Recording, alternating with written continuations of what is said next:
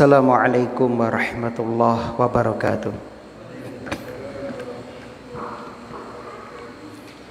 Innal hamdalillah nahmaduhu wa nasta'inuhu wa nastaghfiruh wa na'udzu billahi min syururi anfusina wa sayyiati a'malina. May yahdihillahu fala mudhillalah wa may yudlil fala hadiyalah. Ashhadu an la ilaha illallah wahdahu la syarikalah wa ashhadu anna Muhammadan abduhu wa rasuluh. Qala Allahu ta'ala fil Qur'an, a'udzu billahi minasyaitonir rajim. Ya ayyuhalladzina amanu taqullaha haqqa tuqatih wa la tamutunna illa wa antum muslimun. Wa qala ta'ala, ya ayyuhalladzina amanu taqullaha wa qulu qawlan sadida yuslih lakum a'malakum wa yaghfir lakum dhunubakum wa may yuti'illaha wa rasulahu faqad faza fawzan 'azima. Amma ba'du. Para jamaah rahimani wa rahimakumullah. Alhamdulillah alladzi bi ni'matihi tatimmus shalihat.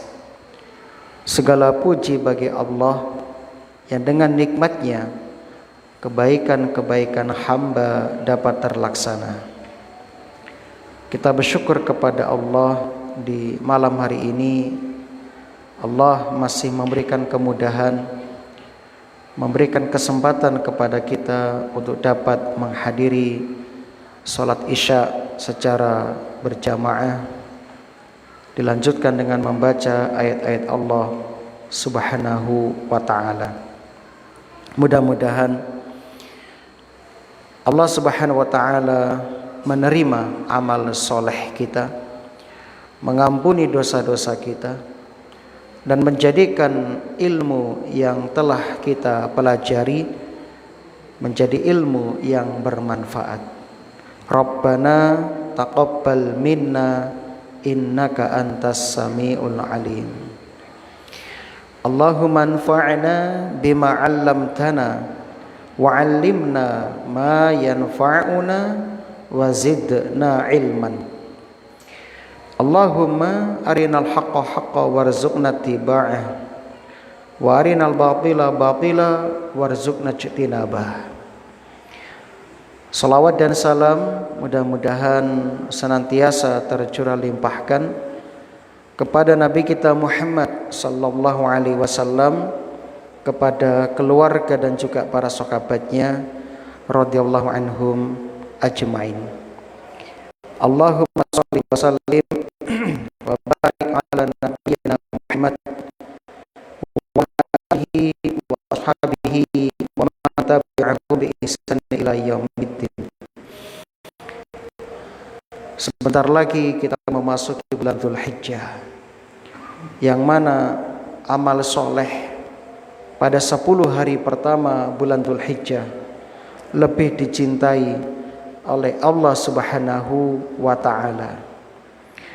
Maka mari kita bertekad untuk memanfaatkan momen-momen spesial yang Allah anugerahkan kepada kita. Yang pertama, pada 10 hari pertama bulan Dzulhijjah kita perbanyak menjalankan ibadah puasa sunnah mulai tanggal 1 sampai tanggal 9 Dzulhijjah. Yang kedua, perbanyak zikir takbir di 10 hari pertama bulan Dzulhijjah hingga tanggal 13 Dzulhijjah hari tasyrik.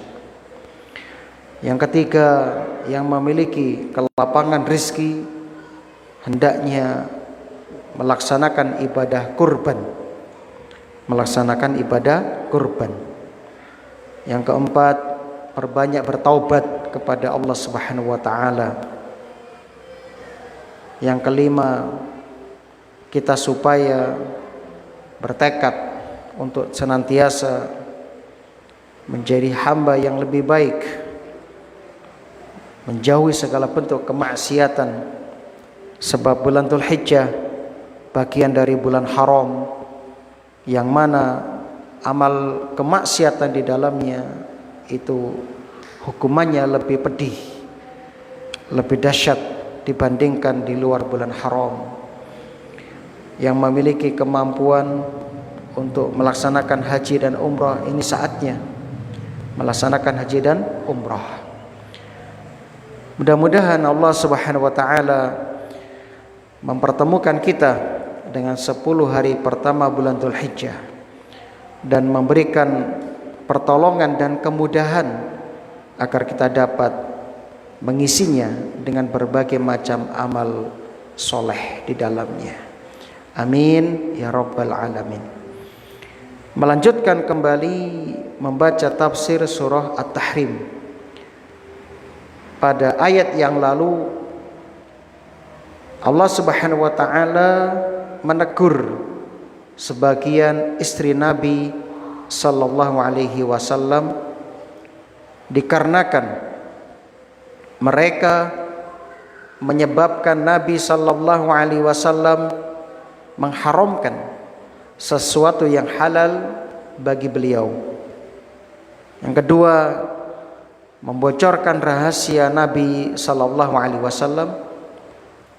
Yang ketiga, mereka melakukan ta'awun, saling tolong menolong dalam perkara yang menyakiti Kanjeng Nabi sallallahu alaihi wasallam. Nah, pada ayat yang kelima ini memberikan peringatan keras kalau mereka tidak berhenti menyakiti dan menyelisihi Rasulullah sallallahu alaihi wasallam, maka Allah Maha mampu mengganti mereka dengan istri-istri yang lebih baik. Ya, ini ancaman dari Allah Subhanahu wa taala. Kalau kalian meremehkan Rasulullah sallallahu alaihi wasallam, maka Allah mampu memerintahkan menceraikan kalian. Allah berfirman, a'udzubillahi minasyaitonir rajim. Asa rabbuhu in talaqakun. Asa, bisa jadi ya, Nabi itu ingtolakokun, ya, menceraikan kalian, ya. Jika dia Nabi menceraikan kalian, asa, boleh jadi rabbuhu, Tuhan, ya, Tuhannya, ayyubdilahu azwajan khairam minkunna, akan memberi ganti kepadanya, kepada Nabi, azwajan, istri-istri, khairam minkunna, yang lebih baik dari kalian, muslimatin, perempuan-perempuan yang patuh, mukminatin, yang beriman, qanitatin, yang taat, taibatin, yang bertaubat, abidatin, yang beribadah, saihatin, yang berpuasa, sayyibatin, yang janda, wa abkaron, dan yang gadis atau perawan. Masya Allah.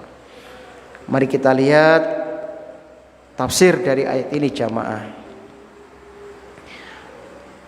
Perkara yang paling ditakuti oleh wanita adalah talak, yaitu perceraian.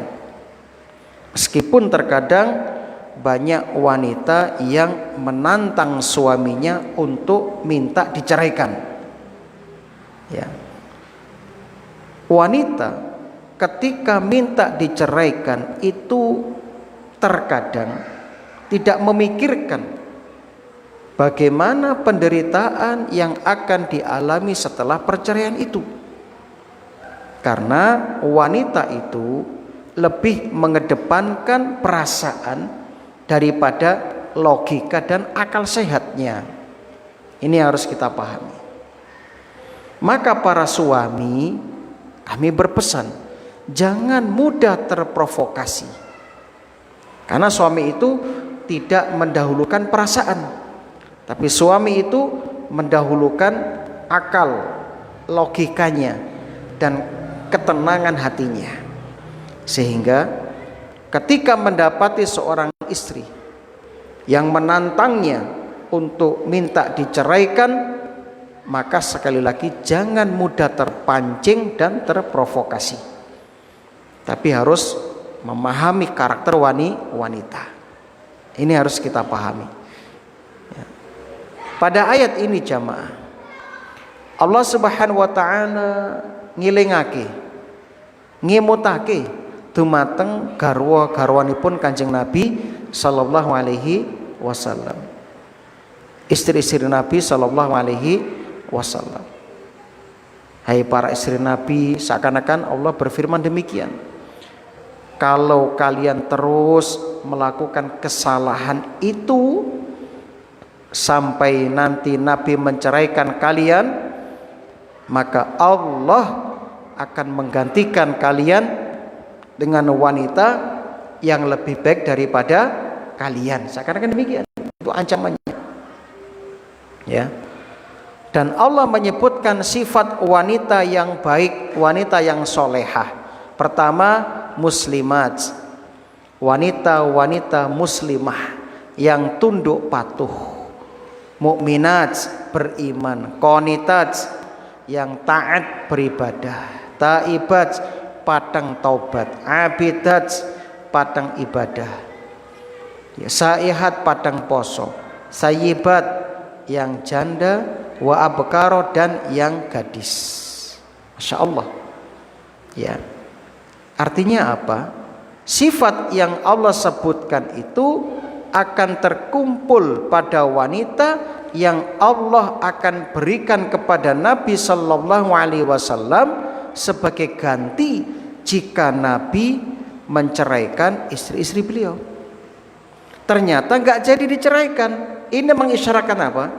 Ini mengisyaratkan istri-istri Nabi adalah wanita-wanita yang memiliki karakter yang Allah sebutkan. Ya. Dan bagi kaum ibu, kalau ingin meneladani istri-istri Rasul Sallallahu Alaihi Wasallam, inilah sifat mereka, karakter mereka. Masya Allah. Nah, di sini ada penyebutan sayyibat wa abkaro. Allah menyebutkan janda dulu, baru gadis-gadis. Apa rahasia? Ulama berusaha untuk mengambil dan menggali, ya, tafsir dari penyebutan janda sebelum gadis atau perawan. Yang pertama, kata ulama, kenapa Allah menyebutkan janda dulu baru perawan? Sebab kebanyakan istri-istri Nabi adalah janda. Itu yang pertama. Yang gadis hanya Aisyah. Jadi semuanya itu rondo, Masya Allah. Hebatnya. Sebab kedua, kenapa disebutkan janda? Karena janda itu terkadang lebih perhatian kepada suaminya, karena mereka sudah memiliki pengalaman dalam berumah tangga, sehingga janda itu lebih pandai dalam melayani suaminya. Ya, beda dengan gadis, mungkin masih dalam tahap belajar, ya, mungkin dia belum tahu caranya masak, caranya nyuci piring mungkin, ya, atau mungkin caranya melayani suami yang baik bagaimana, itu perlu belajar. Yang jelas ada kelebihan tersendiri pada janda daripada gadis, walaupun terkadang juga ada gadis yang lebih cekatan daripada janda. Nah, yang jelas janda itu lebih pengalaman. Nah, makatan nggih. Nah, makanya ada sahabat itu pernah menikah janda. Padahal dia masih perjaka. Nabi tanya, loh kamu kok nikah sama janda? Kok nggak nikah sama gadis? Sehingga kamu lebih dapat untuk ya bergurau dengannya, ya bermesraan dengannya, ya seperti itu. Karena kalau perawan ketemu ya Joko kan lebih pas gitu kan. Kok malah nikah sama janda? Apa katanya? Ya Rasulullah, ayah saya meninggalkan adik-adik yang masih kecil kepada saya. Maka saya menikahi janda agar mereka bisa menggantikan ibu saya untuk merawat adik-adik saya. Masya Allah, ini luar biasa. Nah, jamaah yang berbahagia, itu diantara rahasianya kenapa Allah sebutkan sayyibat, baru sebutkan abkaro. Nah, jamaah rahimani wa rahimakumullah, setelah ayat ini turun, maka istri-istri Nabi sallallahu alaihi wasallam, terutama Ibunda Aisyah radhiyallahu anhuma, segera menjalankan perintah Allah ini. Ya, ini segera minta maaf sama Rasul, tidak melanjutkan menyakiti Rasul, menyelisih Rasul. Akhirnya apa? Rasul pun tidak jadi menceraikan mereka. Sehingga kisah ini menjadi dalil tidak ada yang lebih baik daripada istri-istri Nabi Shallallahu Alaihi Wasallam. Seandainya ada yang lebih baik, pasti Nabi akan menceraikan mereka dan akan didatangkan istri dengan karakter yang Allah sebutkan ini. Nah, ternyata enggak.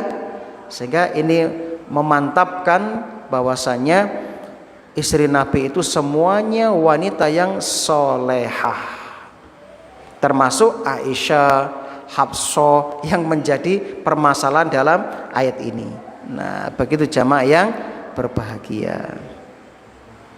Dan juga ayat ini menjadi dalil wanita solehah terkadang juga bisa melakukan kesalahan.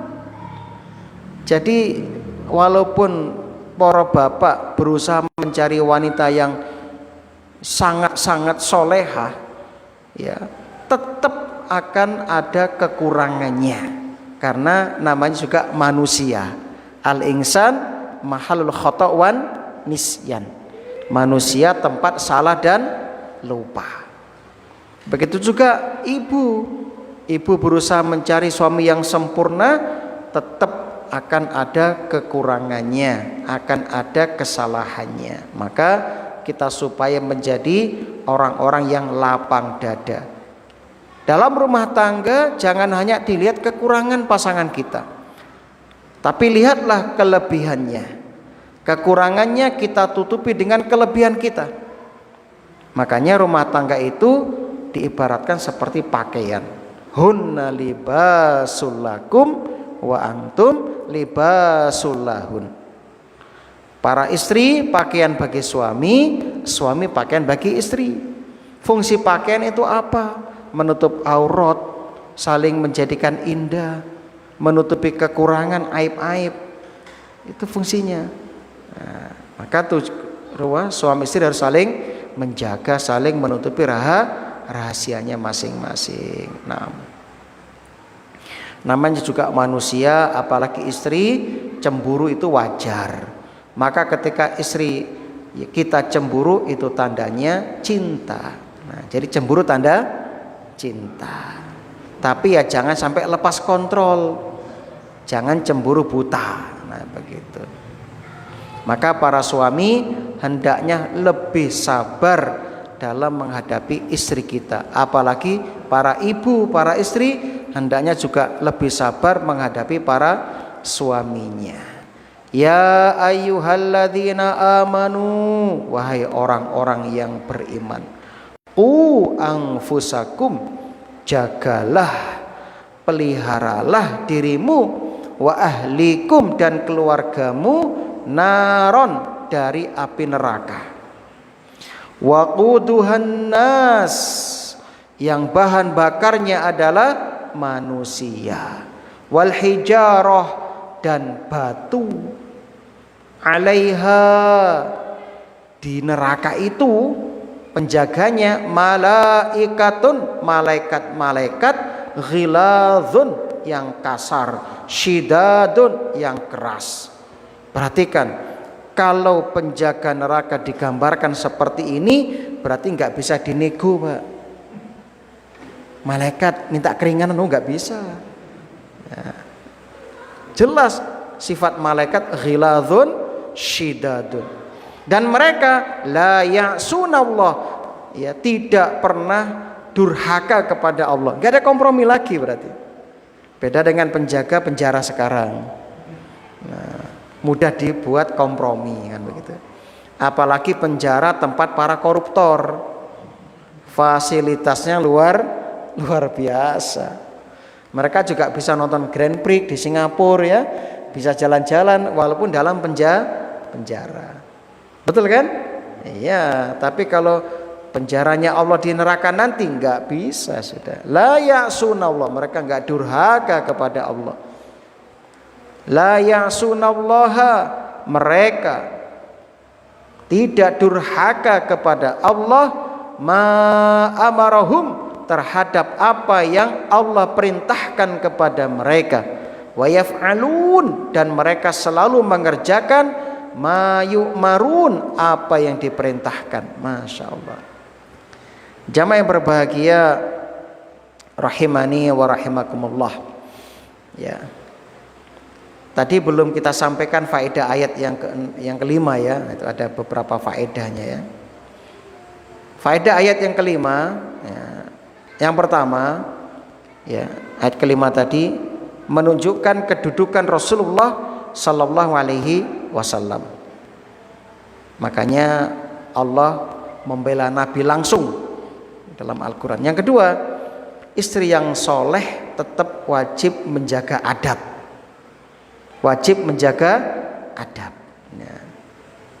Jadi kedekatan kita dengan orang soleh tidak menjamin keselamatan kita kalau kita tidak taat kepada orang soleh itu. Ya.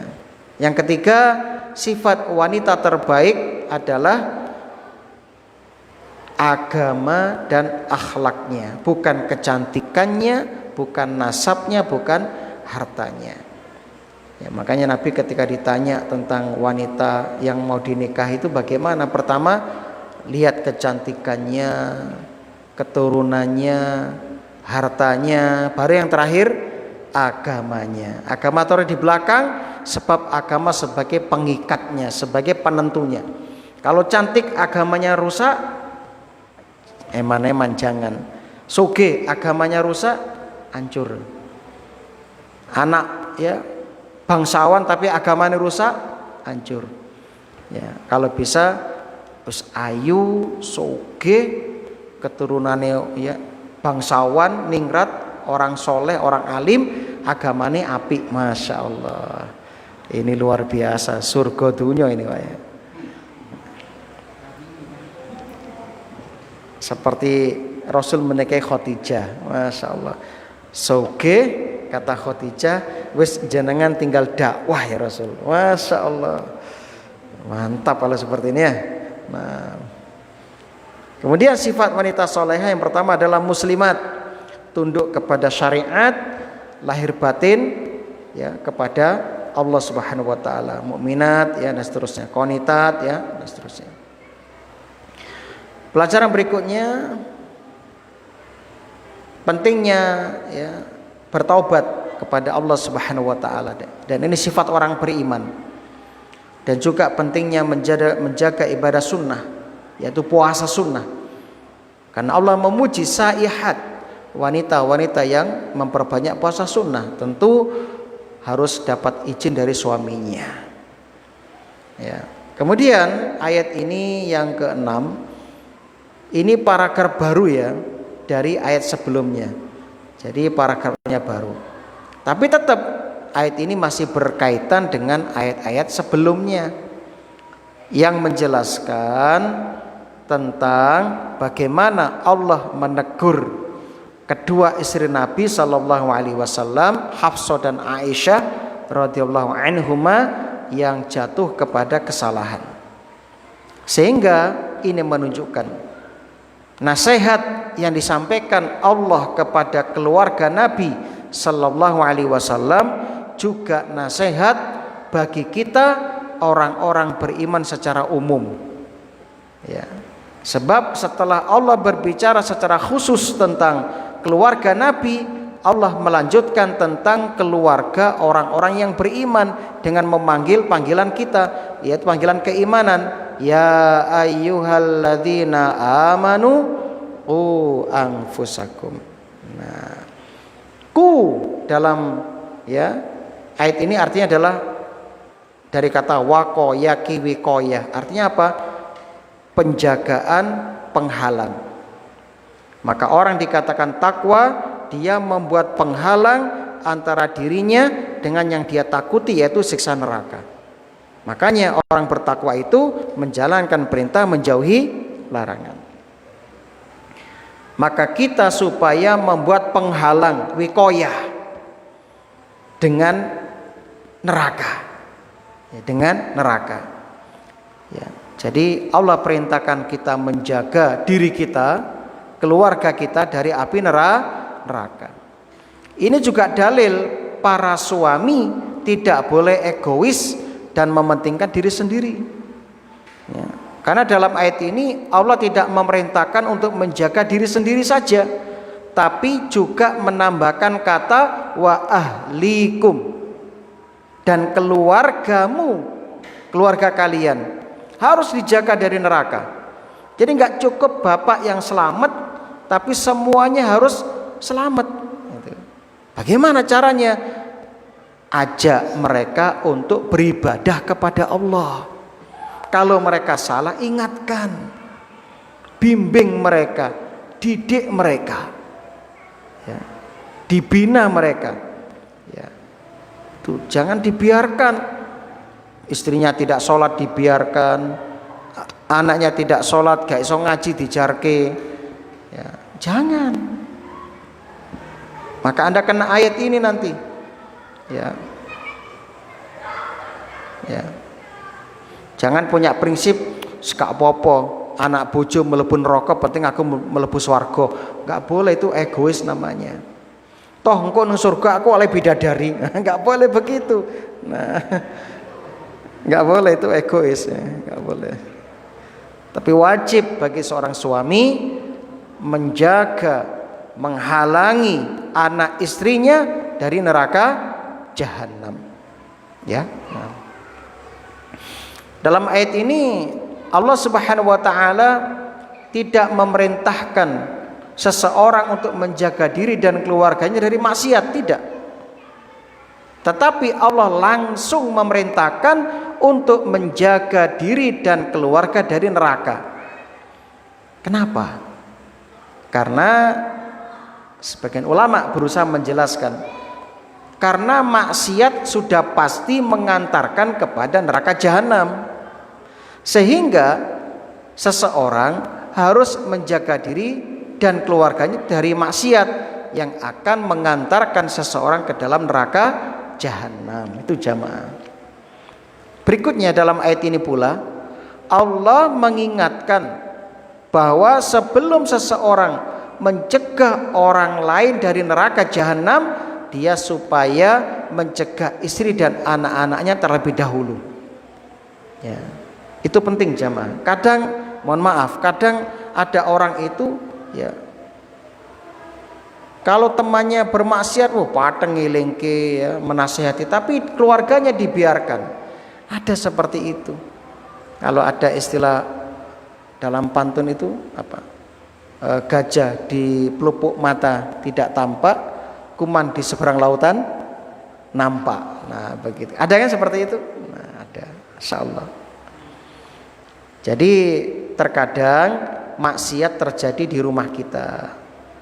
Atau bisa juga mendatangkan sarana-sarana kemaksiatan ke rumah kita. Ini contoh misalnya ya, seorang suami istri yang gandrung dengan sinetron di depan anak-anaknya, atau ya drakor, drama Korea misalnya. Maghrib gak nang masjid nonton drama Korea misalnya. Akhirnya anaknya kan ngedelok ngerekam. Loh, bapakku dibakno mbek ibu ben wengi ndelok. Akhirnya apa? Ikut-ikutan nimbrung. Nimbrung. Atau mungkin ayah awalnya mungkin nonton drama Korea di rumah ya sama istri dan anak-anak. Lama-lama ya bosan ya ayo ke bioskop ya. Akhirnya apa? Punya kebiasaan nonton bioskop ya. Seperti itu. Awalnya kecil akhirnya menjadi besar. Maka jangan sampai ada kemaksiatan di rumah kita. Makanya di sini Allah ingatkan agar kita menjaga diri kita sebelum orang lain. Waquduhan nas wal hijarah. Neraka itu bahan bakarnya adalah manusia dan batu. Ya. Jadi Allah mengingatkan tentang bahaya neraka. Yang pertama Allah sebutkan tentang kengerian neraka. Dari bahan bakarnya, ternyata bahan bakar itu manusia Pak. Orang-orang kafir, orang-orang yang durhaka itu dimasukkan semuanya. Dan batu. Nah, dan kita sudah pasti tahu ya, bahan bakar secara umum itu diantaranya kayu. Tapi Allah menyebutkan neraka itu beda, yaitu manusia dan batu.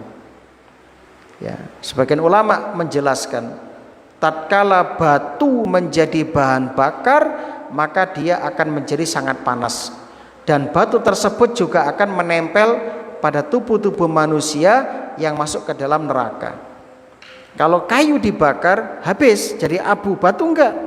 Coba Anda bakar batu sampai kapanpun tetap seperti itu batunya, enggak hancur.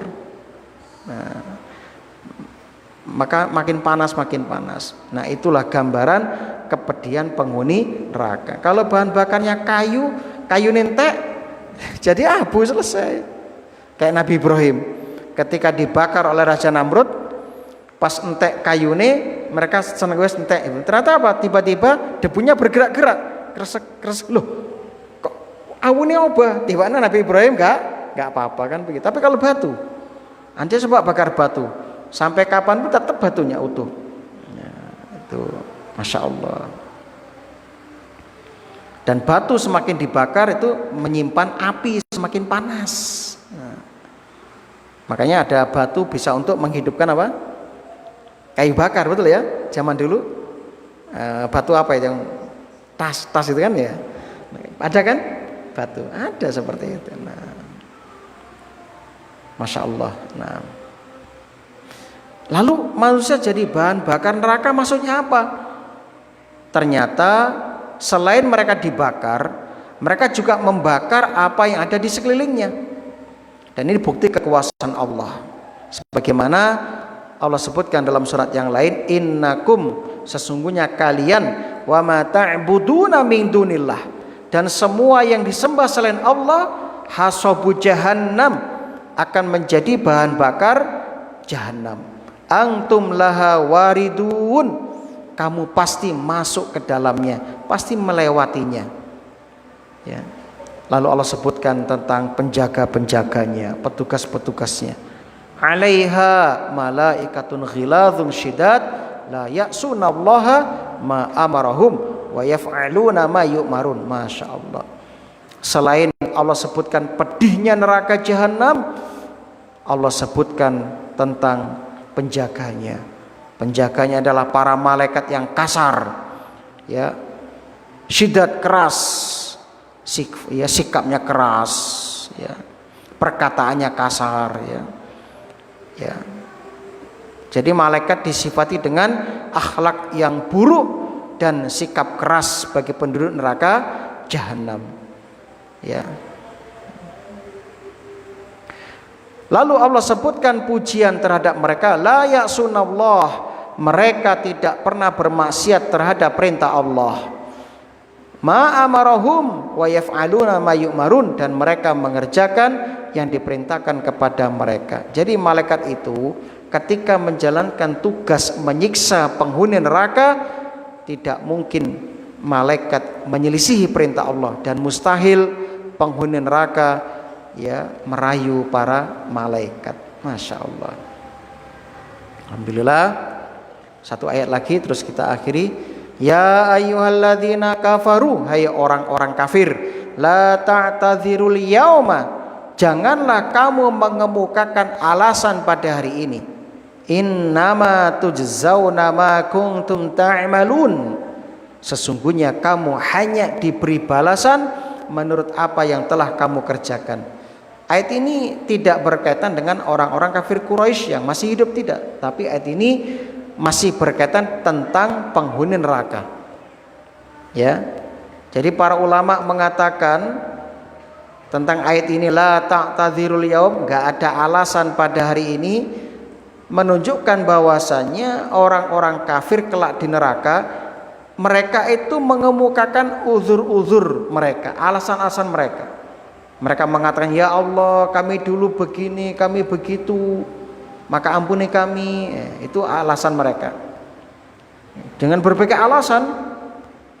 Tapi Allah dengan tegas mengatakan, la ta'tadzirul yaum, tidak ada alasan bagi kalian. Innama tujzauna ma kuntum ta'malun. Sesungguhnya kamu hanya diberi balasan menurut apa yang telah kamu kerjakan. Bagaimana mau beralasan? Ada pencatat amal, Allah sendiri maha tahu, dan kulit bersaksi, bumi juga bersaksi. Ayo, apa yang mau dialaskan? Nabi-nabi juga bersaksi, apalagi nabi kita juga bersaksi. Nah, jadi firman Allah di sini kepada orang kafir itu berbeda dengan nanti firman Allah kepada penghuni surga. Kepada penghuni surga Allah mengatakan, udkhulul jannata bima kuntum ta'malun. Masuklah kalian ke dalam surga disebabkan apa yang telah kamu kerjakan. Adapun kepada penghuni neraka, innama tujzauna ma kuntum ta'malun. Kalian dibalas sesuai dengan perbuatan kalian. Masya Allah. Jadi Allah tidak akan mendolimi mereka, tidak akan mendolimi mereka. Untuk penghuni surga Allah beri berbagai macam kenikmatan, nggak ada bandingannya. Nah, coba lihat bagaimana Allah memberi balasan terhadap amal hamba. Rakaatul fajri, 2 rakaat qobliyah subuh, khairun minad dunya wa ma fiha, lebih baik daripada dunia dan seisinya. Padahal sholat subuh 2 rakaat itu gak sampai 5 menit. Nah, ternyata bisa mendapat ganjaran yang luar biasa. Masih bayangkan jamaah. Ini menunjukkan apa?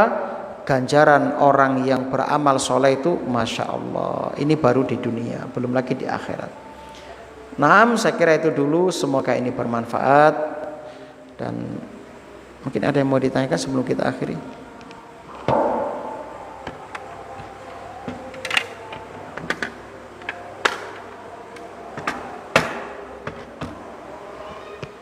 Baik, kalau nggak ada kita akhiri. Subhanakallahumma bihamdika asyhadu an la ilaha illa anta astaghfiruka wa atubu ilaik. Assalamualaikum warahmatullahi wabarakatuh.